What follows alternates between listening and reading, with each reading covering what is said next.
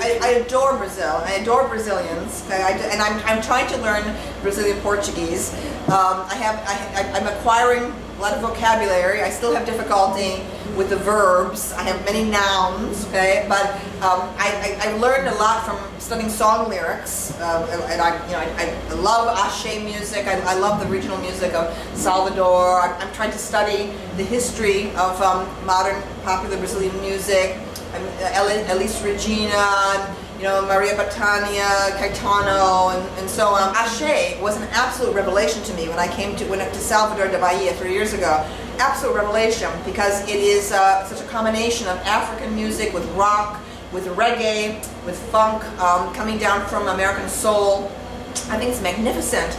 There are so many young people, I think, in America who would love to hear this music but have no opportunity to do so. I have great respect for artifice, for art, for masquerade, for costume, for fashion.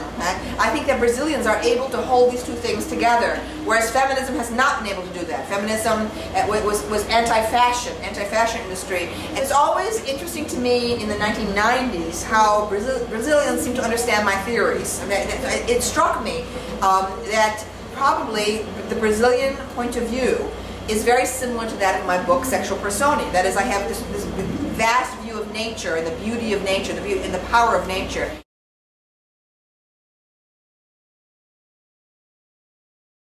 In 2008, I gave a lecture in Salvador da Bahia, and afterwards came some representatives from Daniela Mercury's organization who presented me with a package of 5 of her DVDs. She was on tour in Europe at the time. And from the moment I took the DVDs in my hand, my life changed. I was absolutely knocked out, okay, as we would say in the United States, by it, because I was very disillusioned about the state of popular culture as well as the state of the arts.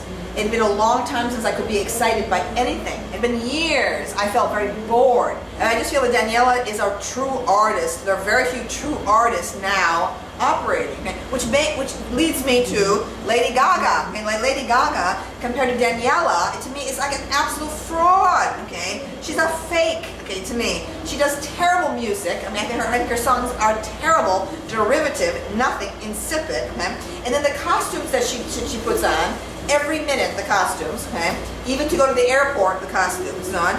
I regard them as all theft, okay? They're never original, okay? They're always a quotation from somebody else. Now, young people who do not know the originals of the costume are very excited by Lady Gaga. They don't realize it's a repetition. I have a contempt for Lady Gaga, not only as a performing artist, but also as a person. I find her dishonest. Look at Daniela. She began as a dancer, unknown, small, in Salvador da Bahia in the Northeast, okay? Began singing in nightclubs, slowly fought her way into carnival against male opposition. She's a true feminist in that way.